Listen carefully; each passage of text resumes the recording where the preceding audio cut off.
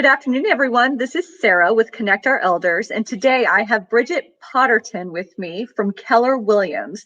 She is a real estate agent, but she's not like most real estate agents. She has an incredibly special designation that she will inform us about. So before we get into your designations, Bridgett, could you please give us your background and then let us know why you've decided to get into real estate and what does really set you apart? First of all, Sarah, thank you so much for having me on here. I really, really appreciate the opportunity to chat with you. So thank you again.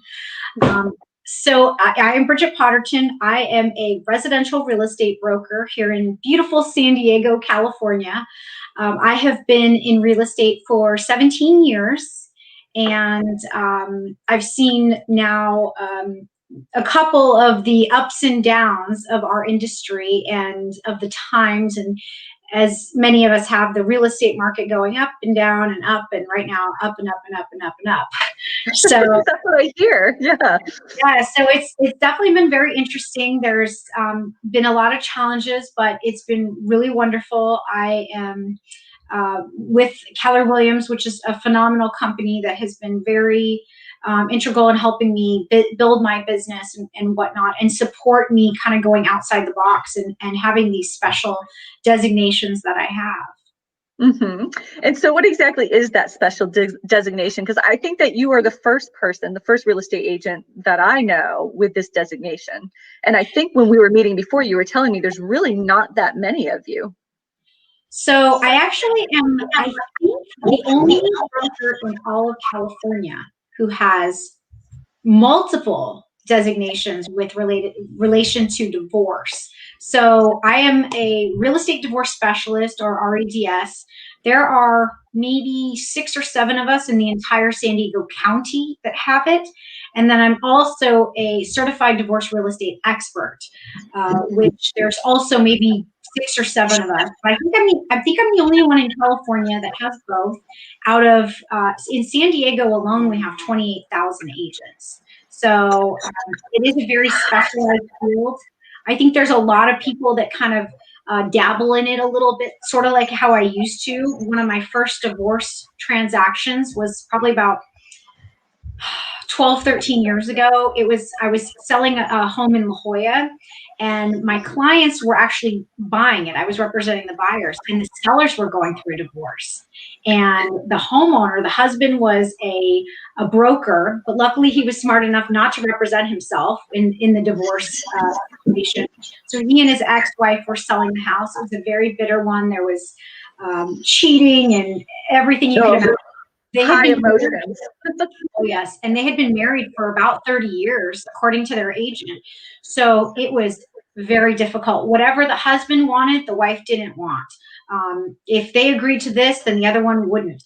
It got to the point, it was so bad that when everybody was fighting over everything, because in a traditional sale, it's buyer and seller trying to negotiate back and forth. But in a divorce sale, it's buyer and then seller 1 and seller 2 and the attorney. So it is quite different. And by the end of the deal, my buyer said to me, "Bridgett, if you don't get me this house soon, I'm going to divorce my husband." And they were a young new couple. I was just so frustrated with there's stress all the way around the situation. We'll get into that more, as towards the end of this podcast, because I really want to understand the actual differences between a traditional sale and that. But we'll save that for the end. So I'm sure many people in the audience, much like myself, are wondering what is going on in the real estate market right now. I keep hearing things like, oh, inventory's low and, all of this stuff, but I don't know what it means. So could you please explain to me and the audience what is going on in the real estate market? Sure. So, if you heard in the paper or if you watch TV, you've probably heard that inventory is low, and that's pretty much throughout the country. In San Diego, it's especially low. We were recently rated in the 5 hottest markets of the country. And I believe it because we're having multiple offers on every property. As long as a seller, the key right now is to pricing your home correctly, because if you price it wrong and buyers see a home on the market for more than a short period of time, they start to ask, well, what's wrong with that one? Why is that? Why hasn't it sold? Why do you not have multiple offers? And buyers are getting pretty jaded because they're just used to having every home have, multiple offers. And I had a client, we're actually closing tomorrow, but when they got their offer accepted about 30 days ago from the seller, they actually were kind of paranoid. Well, wait a minute. We actually offered $5,000 under list price. Why did we get the house? What's wrong with it? Because we had been writing offers on some other properties, and we were writing offers quite a bit over, and they were selling for even higher. And so there's a lot of that right now. Buyers are, but the problem is the rates are so low. So that's what's keeping our market moving. Is you can get a really good interest rate. People are refinancing right now, and they're getting great rates to purchase. So for those of your listeners that are numbers people, I'm a numbers person. So I like to know, okay, really, where is the market? So I'll tell you, Sarah, in a normal market, we have about 10 to 12,000 homes for sale. That is attached and detached homes. Do you want to take a guess how many homes are for sale right now? I'll tell you, it's less than 10,000. We know it's low inventory, but do you want to guess how low? 2,500. Close. We have about just over 3,200 homes for sale, which is almost the lowest it's ever been since we started tracking times back in the 90s when our MLS came about. So we're at less than a third of what our normal inventory is. So that means we actually need about 68% more homes to come on the market to be in a normal market. But San Diego is almost never normal because we usually move things regardless. So it's a little deceiving to use that 10 to 12,000 because it's rare that we're in that, and we haven't been there in a long time. But it still kind of helps to give you an idea. You want to hear another scary fact? I do. That's just because I have all kinds of questions just around that. I mean, such as, what does that mean for the real estate agents? Like, it would seem to me that this would not be the time for somebody to decide that they're going to get into real estate, right? With that low amount of inventory to represent. Well, there's 28,000 realtors in San Diego, and of those 28,000, I think about 5,000 have actually sold a home in the last 12 months.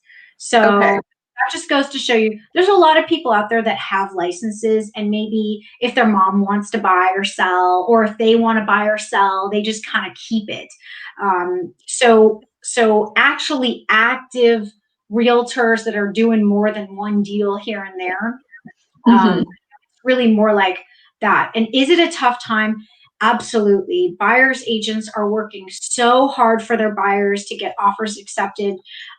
They are, sometimes moving to pretty desperate measures, which usually hurts them. People are trying to do sometimes some shady things to get offers accepted. I don't tolerate any of that in my business, but it is happening. And on the listing side, listing agents are working really hard because there's so many different things, and we'll talk a little bit about the coronavirus, but there's so many different changes and requirements now as brokers that we have to do for our listings and for our buyers to make sure everybody stays safe. So it is challenging right now, but if you are a hard worker and you're in, probably the top 5 or 10%, which is really the active realtors. So I would say 90% of people who are licensed aren't really doing much business. They're maybe doing. I've heard that before. A lot of people have the license, but they don't really do much with it. And I interjected because I was so excited to ask that question. But you were about to share another statistic that's pretty fascinating. So it sounds scary that you're hearing there's about just over 3,200 homes active right now, right? The more scary statistic to me is that there are actually 4,400 homes in escrow. So that means that we are selling approximately 1,200 more homes a month than we are putting on the market. So that means that we're not, yeah. So we are putting less homes on the market than we are selling, which means our inventory is shrinking and shrinking and shrinking. So what I'm saying is it's not getting better. And we're just about to hit November, which starts our slow season. If this was maybe even a year or two ago, usually I tell my clients, yeah, if we could list your home before November 1st, that's probably the best. In San Diego, you can pretty much list your home anytime and you're fine because we don't have weather. We don't have to worry about snowstorms or that. Mm-hmm. But it usually slows down a little bit sometimes in November and December. Well, this year, I'm not telling anybody that. I mean, I'm basically saying, let's try not to list your house on Thanksgiving. And can we not list your house on Christmas? Because I want to spend time with Right. No tours on Christmas or Thanksgiving, but right. so what Other does than that that, mean? crazy. That means you could still list your home during the holidays and you'll probably still sell it quickly. As long as you have a good agent who prices it right, does the Okay. correct marketing that needs to get it sold, and that that it's not a super unique property. Sometimes really unique properties like, in East County, we have a lot of horse property, or in North County, horse and ranch Mm-hmm. property.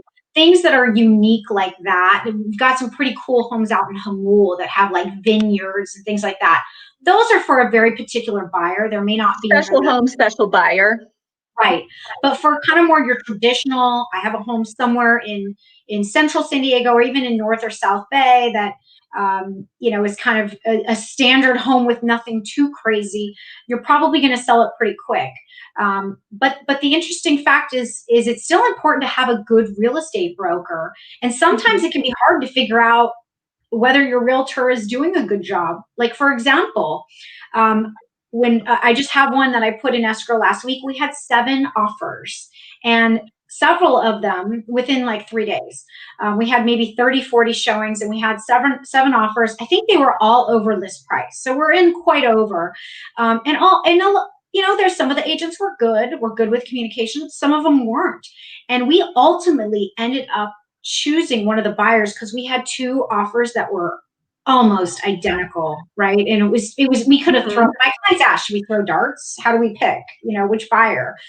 And I said, well, here's my suggestion. Both would be fine, but agent A, B, and C has done this, and in this agent has done, XYZ. And ultimately, this buyer got the home because their agent was a better agent. And I don't know if a lot of people know that, because sometimes it's hard to know whether your agent's a good agent or not. So if you have, this isn't something that we were planning to address, but I think that this would be very useful information for people. What are some tips to be able to identify if you do have a good agent or not really so much a good agent? I would say, every buyer or seller has their different criteria, right? Maybe somebody wants to work with somebody who lives in that neighborhood or who is a neighborhood specialist or something like that. Or sometimes military clients want to work with others who have been in the military. Everybody has a right to choose somebody that they're comfortable with. But I think the most important thing is finding out, does your realtor have good communication? Because if the communication isn't that great with you, it's definitely not good with the other side, because a lot of challenges happen in a transaction because of communication. So if you feel like your realtor has good communication, that's great. The other thing I think people really try to go after sometimes is thinking, well, I'm not aggressive, so I want to hire a really aggressive agent who can negotiate on my behalf. That sounds like a great idea in theory. But the problem is what if they're being really aggressive with the listing agent? Do you think that the listing agent is going to advise their clients to work with them or to put their offer at the bottom of the pile? No. Yeah. And even though there's 28,000 of us, it really is, of the active realtors, it's a small community, and reputation is everything. And there are agents that I have worked with in the past where if we have had a really difficult experience with them or their clients, I share that with my clients and let them know. Ultimately, it's my client's decision whether or not they choose to work with them. But it is a small community, and I think, and that probably goes in any industry. Sarah, I'm sure it's the same. It does. Yeah, it does. Reputation is everything. And I really, the more, I'm listening to you talk about how you go about doing your profession, it's, I'm thinking of you as a real estate advisor, right? You're looking at the communication, you're really advising your clients on, if they should work for someone, or, helping to price it right. So I always appreciate it when people take that approach to whatever their profession is. So so I think we've already talked a little bit about what it's like to buy and sell homes right now with everything going on. Do you have anything to add to that, or should we move on to how you've been working with elders? I will mention right now, if you are thinking about buying or selling a home during this time, we're still in our pandemic. What has it been? 7, 8 months later, and it's probably going to be this way for a while with looking at homes. So, if you are thinking of buying or selling right now, just be prepared of a couple of things. There's a few requirements as a seller. You should not be in the property when the home is being shown. You really shouldn't be anyway, but for safety now, you really shouldn't. The property should be sanitized thoroughly and frequently in between when you have showings. And then with the buyers, they're going to be required to wear masks. You really shouldn't touch anything. Hopefully your realtor is either wearing gloves or is using sanitizer. And you can wear booties or things like that if you're comfortable, but we sometimes have issues with slipping. But every property you go in, you're actually going to be required to sign a coronavirus contract that states that you have not come in contact, to your knowledge, with somebody who has had COVID, or that you've not exposed yourself to COVID. It's a contract, and every single property you go in, you have to sign the contract for it.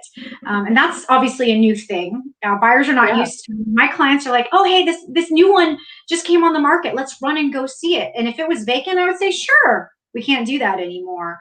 So everything, it's a lot more selective and strategic, and it's not as easy to show property because you have in San Diego sometimes elder clients who are selling their home, and we can't just jump in and go see their house. We have to, take certain protocols very seriously to make sure that we're not exposing our clients or anybody else. That's good to know that you guys are taking the precautions, and those are there, especially around the elderly population, given that they are the most susceptible. So, those are the different approaches that are being mandated with how you guys have to work with the elders in the community. Well, and really any clients, because we have to have, even with kids, if young kids are coming with us to go look at property, their names have to go on the contract too. Oh my gosh. Okay. Well, that's certainly new, huh? Yeah. So as I'm really, since you're the first one that I've met that has this designation, so as a certified divorced real estate expert, how are those sales, and we already touched on this a little bit in the beginning, but I'm sure there's a whole lot more that you can share about this. How are dealing with those divorce sales different than the traditional sales? So I get asked that a lot. And the truth is, from the transactional standpoint on the outside, it doesn't look that different. We still do disclosures. We still market the property very similar. From a very basic view, it really does look similar, but it actually is quite different. From the very get-go, I treat them completely different. And to be honest with you, Sarah, this is all from trial and error and years of not doing it probably the right way. I was doing it more the traditional way. So what I do is with a divorce sale, usually there's one spouse that has already moved out and one who's still in the property. So I have a very unique way of doing a listing appointment. I don't really know too many others other than maybe some other certified divorce experts who do it this way. So I go through the property quickly after taking an intake form with both ex-spouses individually. So I walk through the property for 10, 15 minutes max, just to get a feel for it so that I can then go and do the listing appointments. I actually do them separately. So I do the out spouse first, because if you do the in spouse first, then the out spouse feels left out. And there's a lot of emotional challenges that come with that. They've got to feel involved. So I do that first, and then I go back to the in spouse, and then I do that appointment. I have had some that have been so contentious that they can't even be on the same emails, texts, phone calls. And then I have some, I work with a fair amount of mediators. And so some of them, we can have chats on the phone together. I mean, it just depends. Sometimes they start that way and then they go contentious. and sometimes they go contentious, and by the end we're all getting along. But one thing I think that I've realized is that I almost, with the, especially the contentious ones, or the ones that are in litigation, or we're not sure which way it's going to go, it's almost like selling the home twice. So I actually do everything twice. But I treat each individual client as an individual and try to help them not focus on the fact that there's another party involved, which is very challenging. And I've learned how to do that from a fair amount of trial and error. But that really helps, because usually when you get to this point, one of them has probably been planning the divorce in their head for a long time, and maybe one of them hasn't. And so there's a lot of mixed emotion. One is just so ready to be done, and one may still be in the devastated, feeling a failure of the marriage. So it can be really challenging to accommodate both people who are on very different emotional playing fields. So the emotional part's been tough, and that's probably the biggest part. The other thing is the fiduciary duty. So in traditional sales, I have a fiduciary duty to my client. But as a certified divorce real estate expert, I actually took a separate oath that, again, maybe 5 or 6 of us in San Diego County have also taken, that I have a fiduciary duty to the estate. So that sounds like it's the same, but it's actually quite different, because in a traditional sale, I have a duty to whoever is on title. So it might be one, it might be the other, it might be both, it might be a trust. But on a divorce sale, I actually, as a certified specialist, take a oath for the estate, which means I have to do what's best for the estate. And that may include a spouse who is not on title. So when it means doing what's best for the estate, does that mean selling the house for as much as you can? Is that what it means by doing what's best for the estate? Well, so if only it were that simple. That's a really good question. There's a lot of challenges that come with the divorce sales. Sometimes, I shouldn't say sometimes, most of the time, there's one party that doesn't want to spend a dime to get things up and running on the property. Now, I always take it as a case by case. Sometimes I will bring in my crew and take care of things. There's a lot of different factors that come in. And so it just depends on what the scenario is. But a lot of times one is just like, nope, I don't want to do anything. I don't want to stage. I don't even want to clean the place before people come and see it. Or maybe a lot of times one thing that's common is the outspouse, the spouse who hasn't been living in the property, blames whatever's wrong with the property on the in-spouse. Well, there's deferred maintenance. They're clearly not taking care of the property. I shouldn't be responsible. I don't want to contribute. And so there's a lot of bad decisions made when you are emotional. Yeah.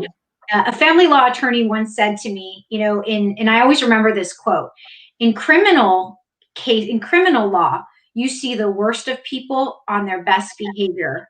But in family law, you see the best people on their worst behavior. And so there's so much more emotion in family law, especially when there's kids or complicated homes, things like that involved. If they're renting and they don't have kids and they don't have pets to divide out, sometimes you can make a clean break. Or at least a cleaner break. And when there's a property and children and so many other things involved, maybe they've been together for 20, 30 years, it can get messy. And so Very messy. That's where somebody like me comes in. And so oftentimes family law attorneys will request to use me because they know that I've been trained to take care of this. So they know that if they hand a case over to me and I need to take care of it, I'm only going to involve them when I need to. A lot of people don't realize, a lot of people will make this mistake of just forwarding everything to the attorney, not realizing every attorney is required to read what you send them. So if you send them contracts, they're going to charge you $300, $400, $500 an hour to read these contracts. I already know better than that, so I know exactly what needs to be sent to attorneys and when, so that my clients don't get charged extra that they don't know that they shouldn't be doing. So I want to try to save my clients a lot of money, and it makes the attorneys happy because they don't want to read these contracts. They've already got enough contracts and enough things they're dealing with rather than the contract. So they know that they're going to be communicated with at this time during the period, this time during the period, so they know exactly what to expect without having to be a part of it. Because usually, well, you become a part of the advisory team, and it's like you're it feels to me you're taking on the mediation around specifically the real estate, right? And then you communicate that back. Did you ever think that you would be in a role where you were and I know that you're not actually licensed as a therapist or anything like that, but did you ever think that you would be doing so much therapy type work when you got into real estate? well, that story I was telling you at the beginning of the call, after that trip, we were able to successfully close that one. And my clients lived in that place for a long time, and we've since sold it and they've bought other property since. So it was a happy ending. However, I remember at the end of that escrow, I was still pretty early on in my career because it was, like I said, probably 12, 13 years ago. I told myself I will never do another divorce transaction again because I don't want to deal with this. And I actually started working with a couple of family law attorneys by fluke. And up until about 2 years ago, I never told anybody that I was a divorce specialist because I just thought, okay, I'll help these people. I'll help these attorneys. And if they refer me, great. But I'm never going to share it with anybody because I don't want people to know. And finally, I had an attorney sit me down and slap me across the face a few times and say, you know what, Bridgett, this is ridiculous. You are really, really good at these cases, and somebody needs to be there for these people. And if you're not, who will? And when they said that, then I started to change my tune and thought, it's not really about me anymore. Sure, I love my fun listings where I stage the properties and we sell for top dollar, and that's great. And I love my buyers that I help them find a great house, and my, and all my clients. That's fun and I love it. But there was a real need here. There really is a need for somebody to be able to trust somebody to be an unbiased third party. Because a lot of times in these cases, they want to use their previous realtor or their friend or their sister. And sometimes I get referrals from other agents who know better and say, you know what, I'm too close to this. This is a past client. They became a friend. I can't do it. Bridgett, can I refer them to you? Well, it definitely seems like a calling for you. And so I mean, I would imagine you're quite empathetic. And so how do you, because you're around all of that high emotion, so you probably have to make sure that you set boundaries, or you take care of yourself, right? To make sure that you're not absorbing all of that negative emotion. Yes, it is. It is hard. And, and I'm a mom myself now. I have a daughter who will be 2 soon. And Oh, I missed that age. Congratulations. Thank you. I think the hardest ones are the ones where they have kids in the family and they're, that they're scared to tell their kids that they have to sell. A lot of times it's not because people want to sell, it's because they realize it's too expensive to keep the family home and another home where the outspouse lives. Or it just doesn't make sense for them to maintain that big of a home anymore. That's always the hard part, is the real estate aspect. I've got that down. I can take care of challenges that come up. But the emotional part of that is hard. And even though I've been trained and I'm able to help people with it, it is hard. And you do kind of have to a certain extent, maintain a distance. And I think the hardest part, which is why I'm so grateful to have gone through these designations, is to really learn how to separate, because it's very easy for them to pit you against one or the other or that kind of thing. And they manipulate us sometimes, whether they realize it or not. And that is a real challenge. And you kind of have to take a step back and not get involved in the drama, because, we're not there. I'm there to sell the house and to take care of that aspect so that the attorney and the clients don't have to worry about that piece and they can focus on the other pieces. But it's very tempting for them to want to kind of drag you in sometimes, whether they realize it or not, because they want somebody to understand their situation. They want to feel heard. I've had some where, one spouse has a restraining order against the other, and those can get a little concerning sometimes. But what's funny is my experience is that sometimes the spouse who they have the restraining order against is usually the easier one to deal with than the one who put the restraining order in place.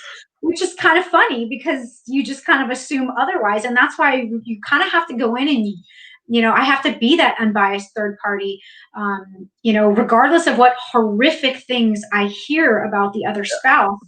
I have to take care of them because my job is not to make them a better person, and it's not to solve their family law problems. My job is to get the home sold if that's what they want. And if it's not, then to help get them into the right situation where one can buy the other one out.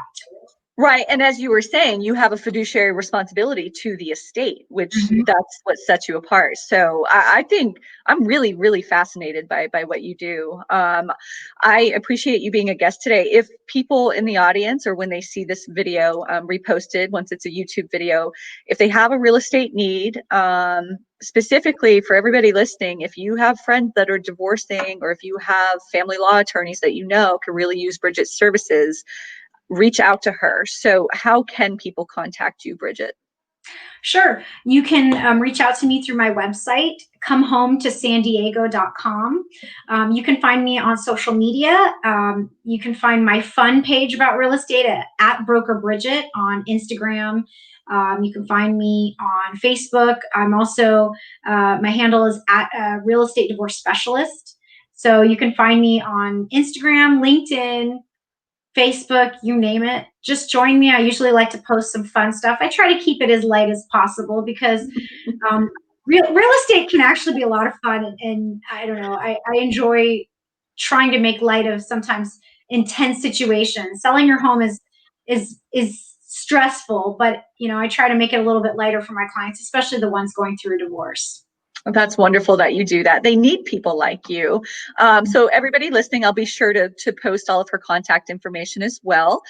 Thank you for joining us today. I am Sarah Barker, the founder of Connect Our Elders, and we are all about empowering the aging process through education around resources, through navigation through the resources, and ongoing advocacy. Bridgett, thank you for joining me today. Thank you so much, Sarah. Welcome.